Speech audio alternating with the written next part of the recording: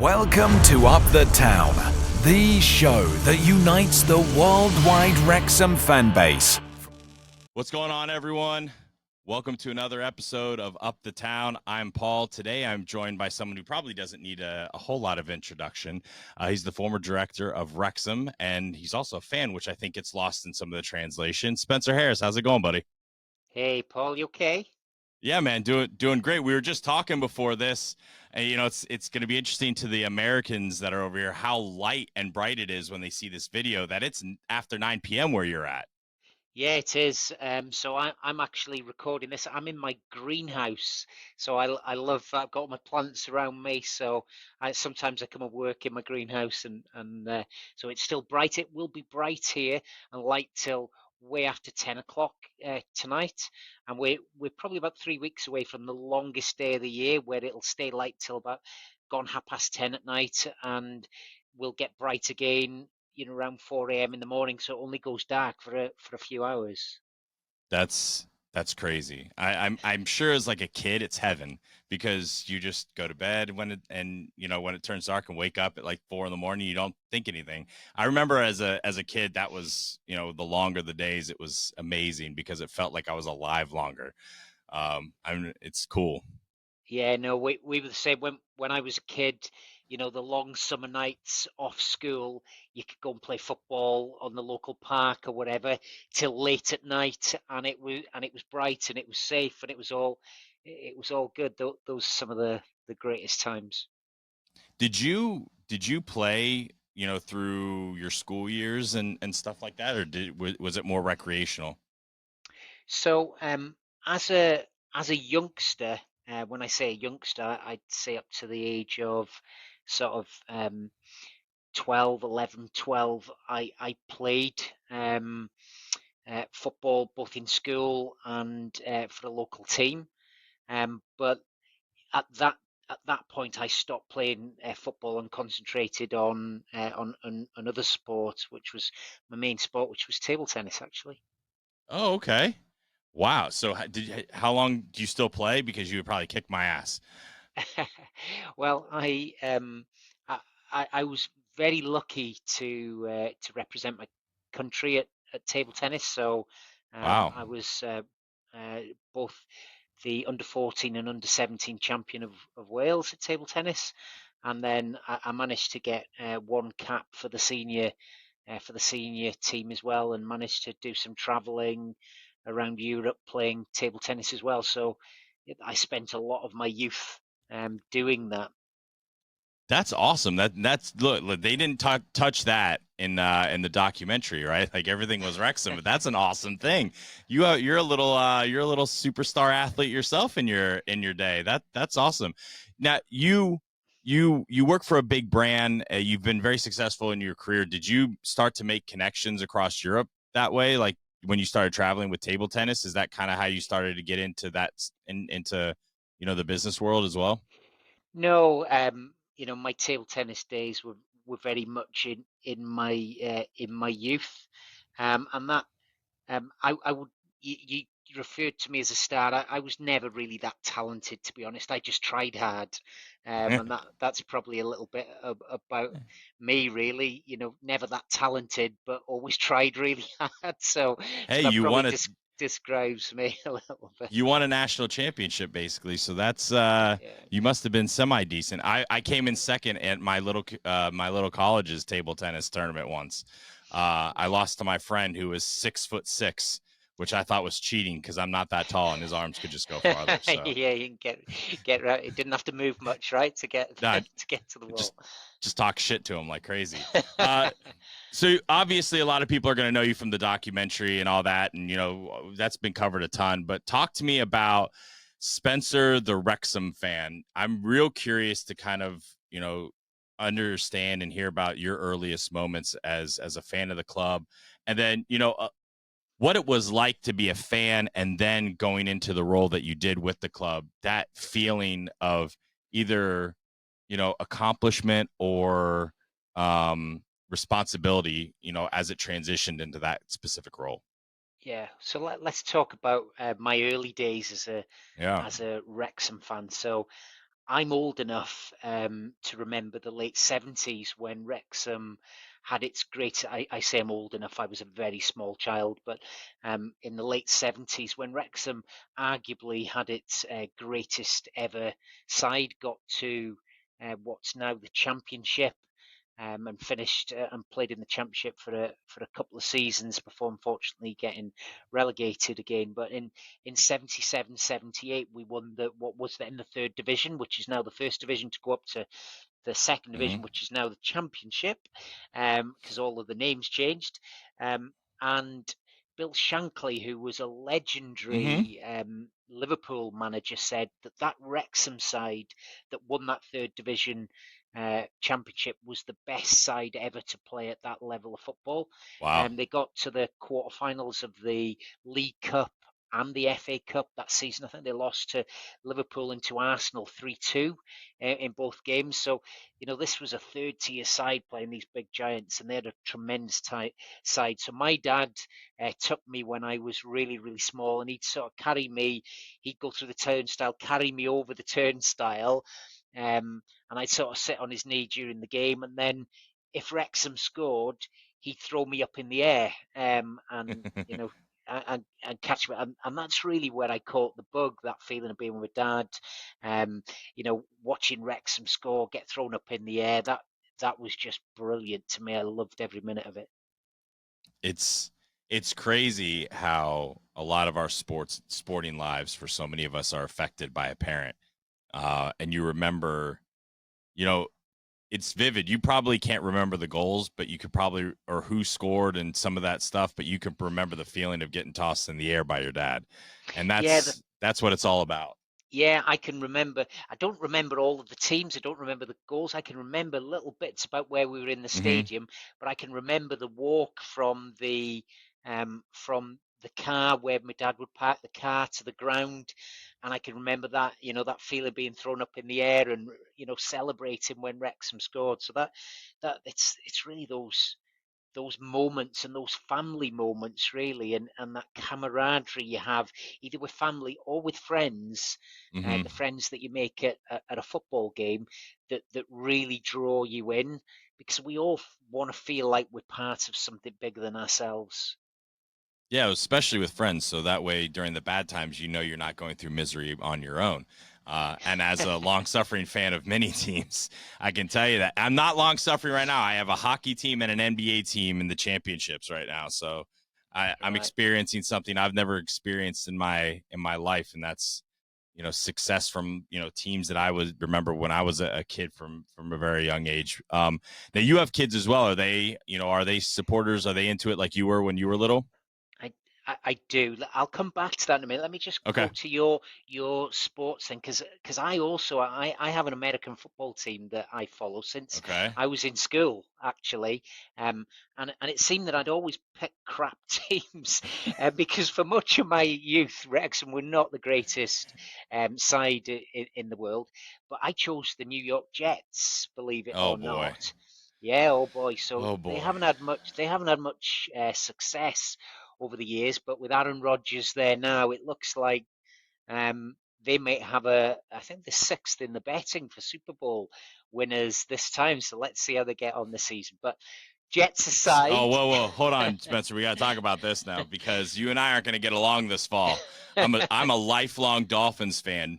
I was right? raised in Okay. South Florida, and there's like three teams in the world that we hate with a passion: the Patriots, the Bills, and the Jets. So So we'll have to so have a little smack talking. yeah. Well, I'll come back to the kids' question. I haven't forgotten it, but interesting. The Inner Circle Sports, and when we did the takeover deal, Mm-hmm. and the deal to transfer ownership from supporter community ownership in Wrexham to Rob and Ryan's ownership, then they used the investment bank in New York, called Inner Mm-hmm. Circle Sports, and the guy that we dealt with at Inner Circle, Steve Horowitz, he's actually a Jets fan as well. So, so there you go. Just a little aside. But Yeah. the Jets will be playing the Dolphins a few times, I guess, Yep. next season. It seems that the sort of the division that we're in is much tougher. It Oh, seems it's the toughest division in football, right? I think you could get at least 3 teams in our division in the playoffs next year. I mean, I don't think it's crazy for that to happen. Yeah, it's a really tough division. I mean, I think if you took our division and sprinkled it across the NFL, I think every team would have a chance to win the division that they were put in. I agree. Anyway. Which, yeah, hey, the Patriots are probably going to be the worst team in the division this year, which makes me happy. Yeah, that's a turn up for the Bucks, right? Yeah, there you go. So yeah, so you asked about kids. Yeah, I've Hmm. got 3 kids. They're all big Wrexham fans. So I took the very first game I took my children to. So I've got twins, and Hmm. then I've got another daughter. So twins, it's a girl and a boy, and then another girl daughter. And there's only 17 months between the 3 of them. Wow. And back in 2007, Wrexham went into administration. If you go Hmm. back in the history, and ended up being relegated with a 10 point deduction. Yep. And when you go back and you look at that period, it was the first time anything like that had happened, and everybody was really concerned that actually Wrexham was going to go out of business in its totality and Yeah. would be no more.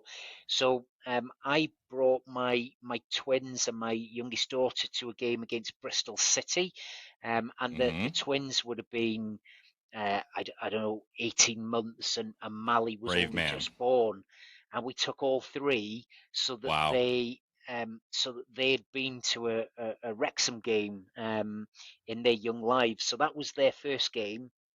But then we took them regularly for, from a young age. They started off coming with I think it was a Nintendo DS at the time, so they had something to play on and keep them occupied. Yep. Um, and yeah, and that's what they did. And as they sort of got a little bit older, my son and my youngest daughter stayed really, really engaged in the football and really enjoyed going. My oldest daughter, one of the twins, sort of fell away and didn't really like coming. But then now she's probably the biggest fan out of anybody. She goes to every game. She goes away. So It's awesome. we're all Wrexham mad. When you were, before took over, running, basically running the club, uh, what were those years like just from the fan perspective, growing up, with your dad and then seeing that being around friends, did you guys think that, that things were going to, because it wasn't as bad, until the National League, what, 16 years ago now? Yep. There was ups and downs. Did you ever think that it would go to that 15-year run of sitting in the National League, or did anybody see that coming? Absolutely not.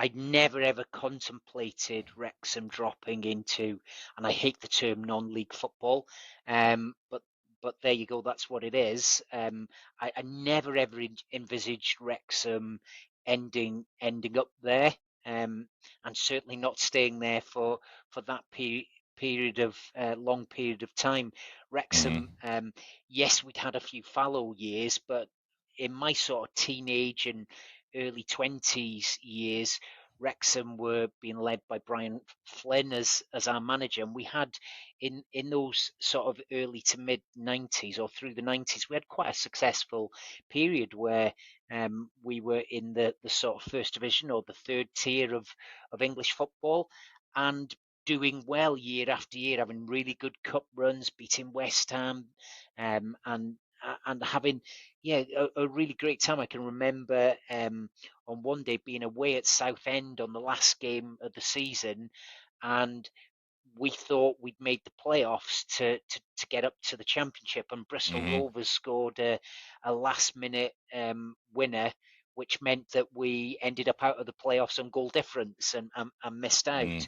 So Tough. we had a decent side for a number of years. Gary Bennett was banging in goals, Mm-hmm. in the same sort of way in which Paul Mullin now. He did it for 3 seasons at 40 plus goals, which was incredible.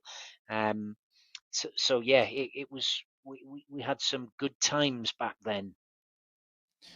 Kind of rolling into, your role with the club. When that happened, did you feel excited, from a fan perspective that, hey, I'm, now going to be able to take something that I've loved and see what I can do with it? Or was it kind of some apprehension that this is going to be a daunting task? I think the most important thing that I can say is it was never about what I wanted Sure. or about me. It was always about, the club. When the supporters needed to step in, it was Mm-hmm. because the club was in a incredibly distressed Right. state. Um, we took on, yeah, and bear in mind, this is community ownership, so it Mm-hmm. wasn't like there's a bunch of millionaires coming in and who can cash flow a business. This is community ownership, and we took on £500,000 worth of debt, which is a lot of money for a community It to is. service itself, and losses of £750,000 per year that we had to turn around. So it was a massive undertaking to step into that situation, knowing that, you know, as a body of fans and a small, one of the small number of people representing those fans working on the business, that a massive responsibility to have to Mm-hmm. turn that around, and turn it around we did. Yeah, I mean, I think what I'm asking more is from, right, there's a personal side to it, and it's not what you wanted or what you were looking to get out of it. I think from the sense of just personal feeling, like when you got placed in that role, you know, the human element plays a big piece to this, because I know that if you put me in that role of any team that I've supported as a kid, there would be a lot of emotion in that, whether they were in a good place or a bad place. So from that kind of perspective, how did that, like, did that change you and how you looked at the club? Did it change your fandom in a different way? Did it make it deeper? How did that kind of affect Spencer Harris, the Wrexham fan, not the director of football? Yeah. So there's a few things I would say to that. The first being, um, it was an overwhelming sense of responsibility and a weight on your shoulders. So as you step into that situation, it yes, it remains about wanting to win the game and wanting to do your best, and hoping that X striker or Y defender has a great match. But it becomes as much about counting the number of heads into the stadium, the average price per ticket of people coming in. It becomes about, when we took over, having virtually zero commercial and retail income from the Mm-hmm. previous owners, and having to rebuild that.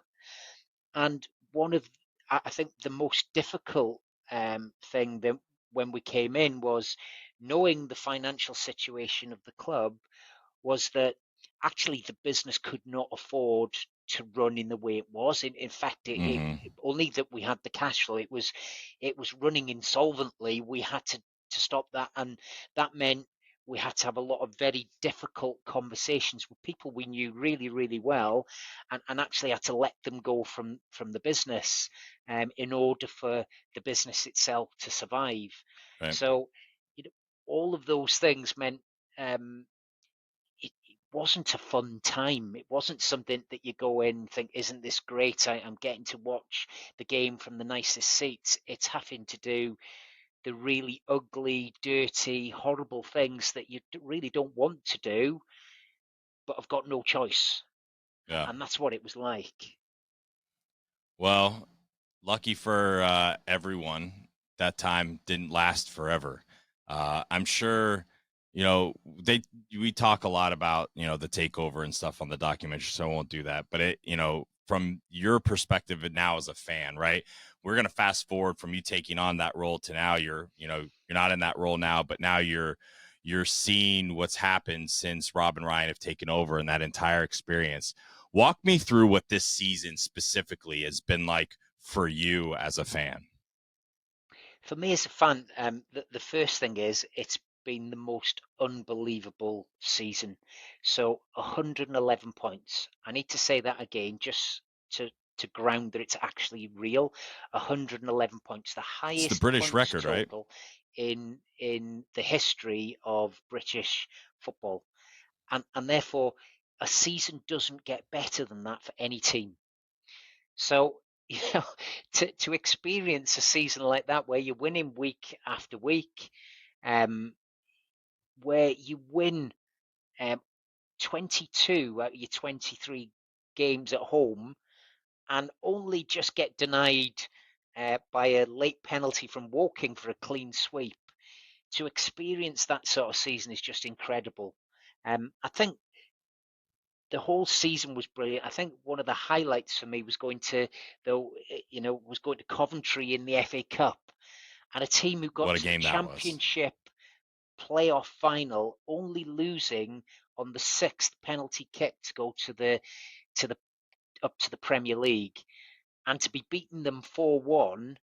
And if we hadn't conceded that goal, the way we were knocking the ball about, I think we would have gone on Hmm. and scored more. If we hadn't I conceded that agree. stupid, it was a Yeah. poor pass from McFadzean, unfortunately, that let them back in, and it sort of changed the dynamic.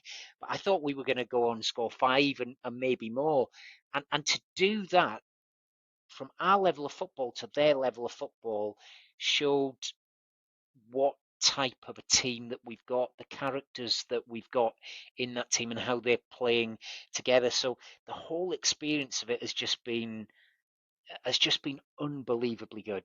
And Watching and not such football.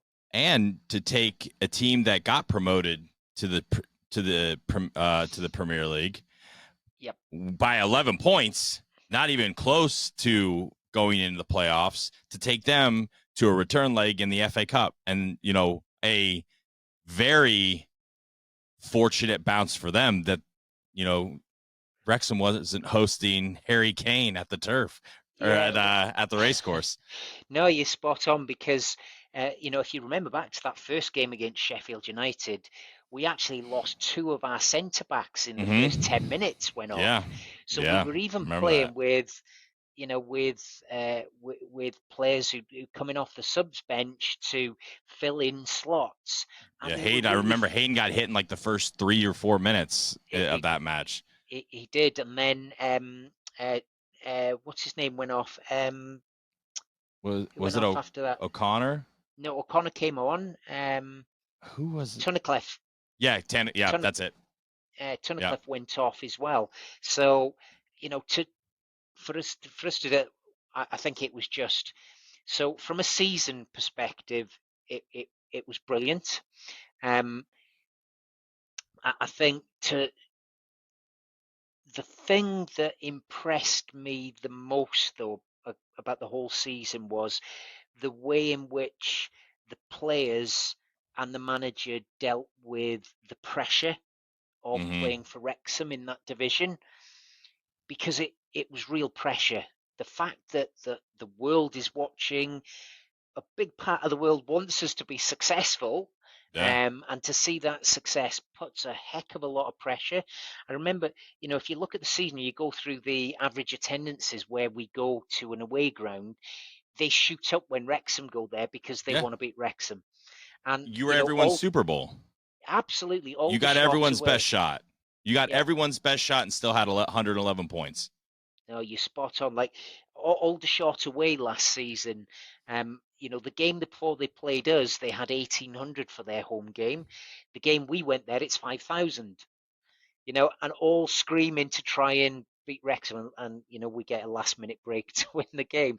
But it is, to deal with that pressure and still get over the line with 111 points, with an amazing Notts County team breathing down Unreal. our necks, is some achievement, and that's what will live long in my memory, is how they dealt with the pressure. Yeah, I think that's a really good point. And it's not that no one's made it, but it's no one's made it enough. That pressure of not only that, but when you lose to Halifax, right before you play Notts County, and everyone's just like, uh-oh, shit, what's about to happen. How they rebounded. I mean, I have to say that was probably one of the top 5 games of football I think I've seen in any division. I mean, the entertainment level, the dents on my ceiling are proof. I have a slanted like kind of roof in my like little man loft here. You can kind of see it slanted. It's a little bit more so on this side. Jumping up and smacking my head on the top there was a bad decision. I'm pretty sure I got a mild concussion from that game, but that's okay. Walk me through championship day. I was there. It was amazing. It's where we met. I met you the night before inside the race course. Walk me through that day. Were you nervous, excited, and did you do anything that was just funny and superstitious that someone might find intriguing? Because I'm very superstitious when it comes to games. Okay, so for me, that whole week, I did absolutely everything I could leading up to that game to try and fill my time so I would not think about that game. And even on the day of the game, because it was a late kickoff, right? Yes. It was Felt a like the late whole day kickoff. lasted forever. It did feel like the whole day lasted forever. But I I decided I went for a really long walk in the day, listening to random podcasts, anything that I could that didn't involve thinking about the game, so I wouldn't have to think about the game. Now that's how I spent my sort of day leading up to it. But then on a match day, I do a role for the owners where I look after visiting directors and people come into the club. So, helping, making sure they have a good time, serving drinks and food and all that sort of thing for them. So I volunteer in that way on a match day now. So, but that means you have to get to the stadium quite early. So, sometimes up to 3 hours before the game. So I was at the stadium fairly early in the run up to the game, and then I had my dad was with me, my wife, and two of my kids, and then I had my other daughter was in the stadium, but she was with her boyfriend in another part of the stadium, so we were all there to witness it.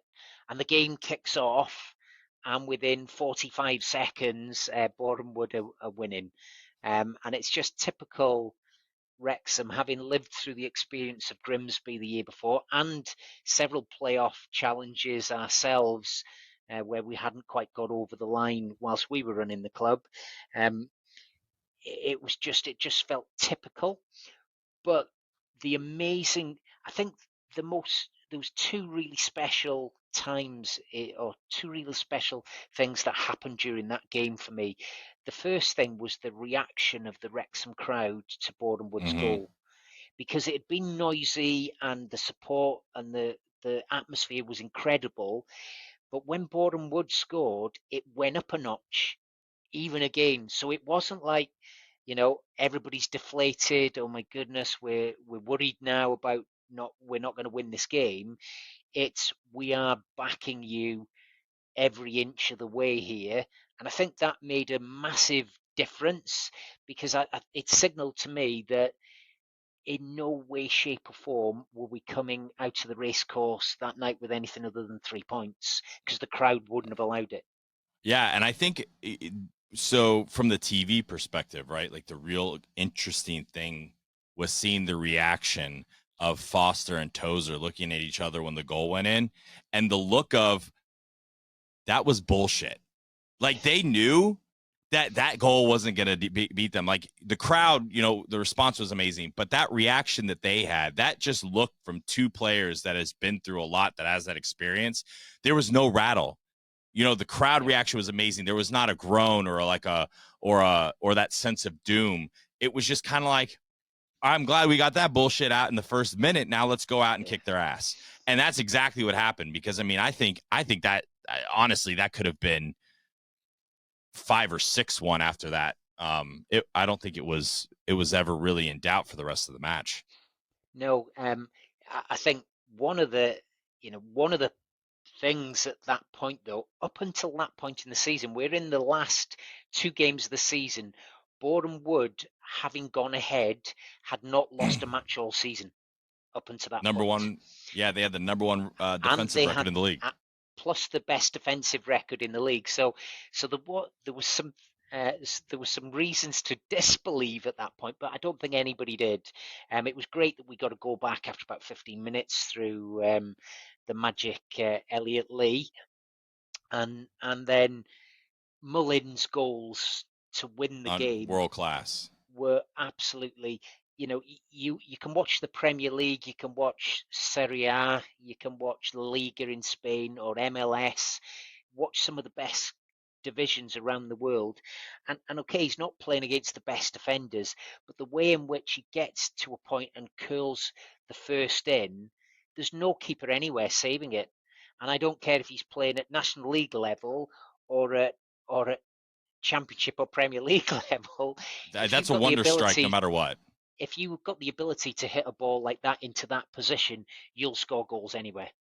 Well, look at Uh, also what he did against Coventry and against Sheffield. And Absolutely. he did it against. He didn't just do it against National League sides. He did it against top tier championship sides that are going Well, to be playing in with the big boys now. yeah, I mean, he absolutely bullied Sheffield United, Bullied them. playing largely on his own up front, and absolutely bullied them. So what a because he's not the biggest. He's not small, but he's not the biggest in the world. But he absolutely his work rate, the way in which he goes about his business, and the way in which he strikes a ball is something magnificent. In fact, it could be the best striker of a ball as a striker I've ever seen playing for Wrexham. Sorry, Dixie. Uh, I because Dixie think was a brilliant striker as well. I think there's like some fun little parallels now that the season is over, and you're starting to see a lot of people compare Luton Town and Wrexham. You know, they were non-league football 10 years ago. Now Yep. they're in the Premier League, and they have one player. I forget his name, but he's the only player that's gone from that on. Um, I think Mullen's a player that could do that. I think his age could prohibit that potentially in the style he plays, but I don't think Wrexham are far off that. So my curiosity from you, and I ask everybody this: do you think that Wrexham can get to the Premier League, and how long do you think that could take? Okay. From the I'm fan gonna. perspective, not the guy who ran a club perspective. Yeah. No. Okay. So just to close out the last piece, I said there were two key points Oh we yeah, made. yeah. Sorry. Yes, The second piece was um, when Mullin got the third goal, and we went 3-1 up, because at that point I knew it was game over and we'd done it. Mm-hmm. And at that point I felt I choked up, and I thought, my God, I think the tears are going to flow in a minute. And I managed to fight it back, and I thought they're going to come at the end of the game, but they never did, which I was thankful for in some ways. But I think that was that point when the third goal went in, to realise the ambition to get out of that league, which is the single most difficult league in world football from which to be Mm-hmm. promoted, and to know that is the second championship in modern times that Wrexham has won, and you have to win the championship to get automatic promotion. Which is It it, crazy. it is an immense achievement. So just wanted to close that out. But coming back to your question on how far can Wrexham go, then I think I will take you back to the first conversations I had with Rob and Ryan, talking to them about the football club and why it should be Wrexham, you know. Um, and what I told them was that Wrexham has got the biggest headroom for growth in terms of business Mm-hmm. and supporter base of any team in the UK from where it was at the point of transition of ownership. I firmly believed that then. I still firmly believe that now. And why is that? And the reason for that is Wrexham is in a unique geographical position. It sits in beautiful North Wales, so it's a Welsh club. It's got an identity that a lot of the teams within the English pyramid cannot replicate. And there is no other professional football club playing in the English system anywhere in North Wales. So there's 750,000 people in North and Mid Wales, and then we also draw support just over the border in England in an area called the Marches, which is Shropshire really, and a lot of fans come from that area to. And are naturally attracted to Wrexham. When you add them both together, there's about 1 million people who could genuinely, the football club could represent in a match day, to sell tickets to. I'm not suggesting we'll get 1 million people into the stadium, but you can draw from a group of 1 million people. Liverpool as a city has got 2 Premier League sides in Everton and Liverpool, and Liverpool's a city of about 500,000 people. So Wrexham geographically is very well placed. It's also got the history, oldest international stadium anywhere in the world, and the third oldest professional club anywhere in the world. So as we found ourselves in non-league, where we were, I think, the greatest headroom for growth.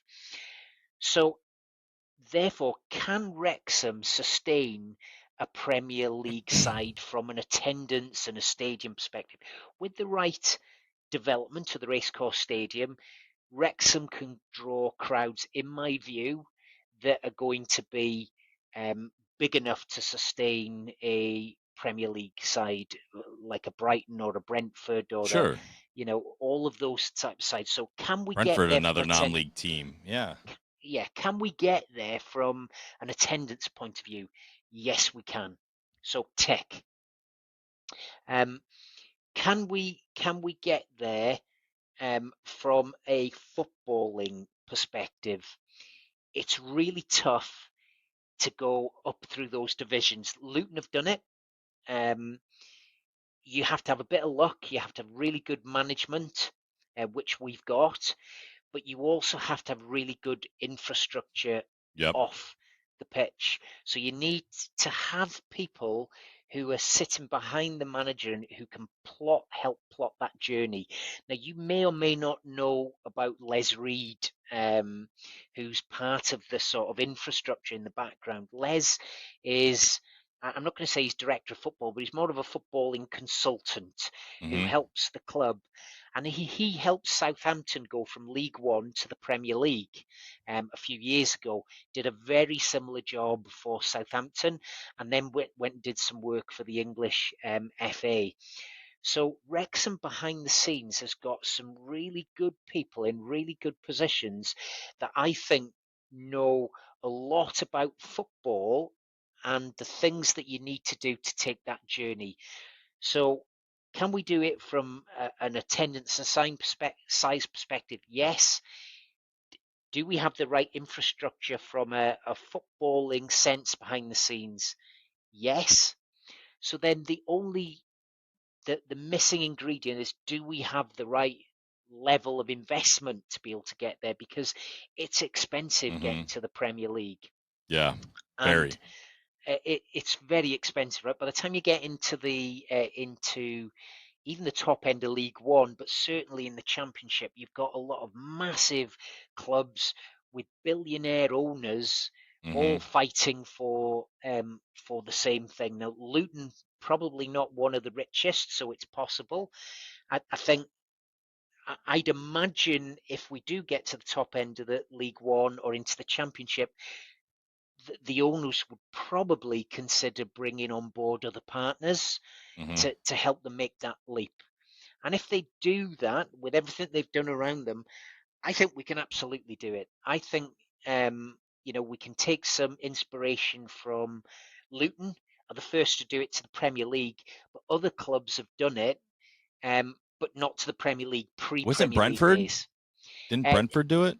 yeah, Oxford have done it. Wimbledon did it.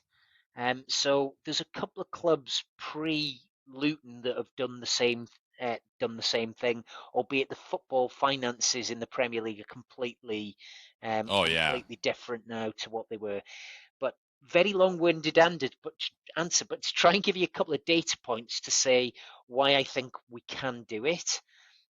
My timescale, I think, I think, you know, you have to look at a journey of a minimum of 6 years. I think that's the I minimum time I'm period. I'm with you on that. I said 7.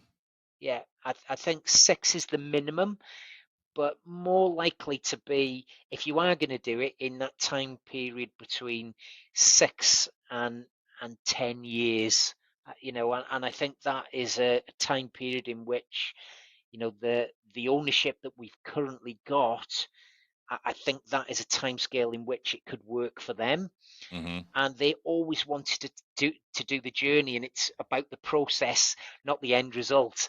And Right. the process of doing that would just be immense. It's crazy just to see how Wrexham have taken off, in the United States specifically. And the one thing that I say to a lot of people from that perspective, and I think you would understand this, is the commercial side that some of these teams didn't have. And yeah, I think Wrexham could fill a stadium 30 to 40,000, somewhere in that range as it grows. But the ravenous soccer fans that are in the US that never had a club that they felt a home with, right? It was an adopted club. And yeah, we have MLS, but that's kind of because it's here, right? A lot of people aren't those, Yep. ravenous supporters like they are of the Premier League and things like that. I was one of them. I think that that's the most unique and integral part of the sauce that gets thrown in that can make this a big reality. Look, it's not just America. It's with this hasn't hit China yet, Australia, Canada, even other parts in Scotland. There, I've met people from all over the world in Wrexham, which is crazy. I mean, I met a freaking Avenger in Wrexham. Like, go figure. Whoever would have thought about that? That piece and all of that going into there is where I think where I think Wrexham is such an amazing story. And really, it shows the genius of Rob and Ryan, how they've basically Yep. capitalized on who they are. They've taken their personas and sprinkled it on top of the club, and then let some of these the players that have big personalities be that. I mean, I think they have more Instagram followers than like half the clubs in the Premier League. It's insane. And Yeah. I know No. that doesn't mean anything, but Yeah. it's a thing. No, you're absolutely spot on. And we started this pod about somebody here in Wales talking about an NFL team, and I've got Yeah, some merch and stuff like that. But Wales is a small place, right? The US is one place in a big world where you can drive significant commercial opportunities. If you just take that at the first part of our journey going into League Two, where there's financial fair play, mm-hmm. where you can only spend 55% of your turnover on player wages. Okay, Yep. so everybody's bound by the same rules. My guess, I don't have the accounts of all the clubs in front of me, but my guess is going into next season, we will have the biggest turnover of any club in the division, which I would means agree. we've got the opportunity to spend more, should the owners wish to do so, more than any other team, which means, spending very often correlates with success, and so that should sort of give you, leverage your chances up a little bit of taking that journey. Now it might even out a little bit as you go up the divisions, but it might not if it continues to Mm-hmm. kick off and we welcome more and more fans into the Wrexham family. And it is a welcome. You see and you hear about, some fan bases not actually being that welcoming to people, Mm-hmm. um, who aren't located in their particular city or their area. But in Wrexham, it's very different. We have our arms wide open to the whole world. Mm-hmm. We are absolutely privileged to have the likes of yourself, Paul, and other people who are coming over regular from the US to come and visit us. And we're sort of looking from side to side thinking, you know, Is this a dream? is this a dream? Are we that special that people would come and share part of their life with us and invest some of their time, energy, money, and support in us? And it's a privilege. It's a real privilege, and I think you will have heard, and I see it time and time again. The visitors who come to visit us here in Wales are saying the same thing about how welcoming people are, how friendly Hmm. people are, and how pleased we are to see people. And long may it continue. Let's bring the whole world to Wrexham, because I think it's the greatest place. It's just a stunning, gateway to a beautiful part of the world. I agree. I had never been to Wales until I saw the doc. That's how I showed up. I connected with Wayne on Instagram. He was nice enough to respond, and I did a podcast in the turf, and kind of the rest is history. I've been there 5 times. I tell people I don't even feel like I go somewhere when I go to Wrexham. It feels almost like a second home now because I walk into the turf and there's 6 people that know me, and I'm like, hey, how's it going? We catch up on, it's so strange to have friends. Well, it's not. I've had friends, but it's strange in the aspect that one action by 2 guys, they took a chance, they put this out there, and now, you guys are embracing us and we're embracing you. And this almost love affair that the world in Wrexham is having, it's just so special. And I personally, I can't wait to get back there for this season. I have made the prediction. I think Wrexham are going to go up again. I think that's my call. And I'm really excited to see how this club grows. And it's exciting to be able, as a supporter, to grow with it, because you don't have that chance with a Manchester United or a Liverpool. They are not that they're bad, but you don't have the chance to grow like this. No, absolutely. And I was talking. I was on a work call this week, actually, with a few people, and we were talking about.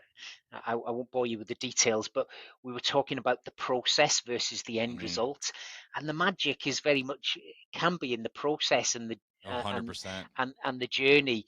It's always that there's that famous poem about the journey in the train station, and you never quite get there. It's all about the journey, and this is going to be a fabulous opportunity for people to be part of a journey. Now, people will get onto the train at different stops and at different Mm-hmm.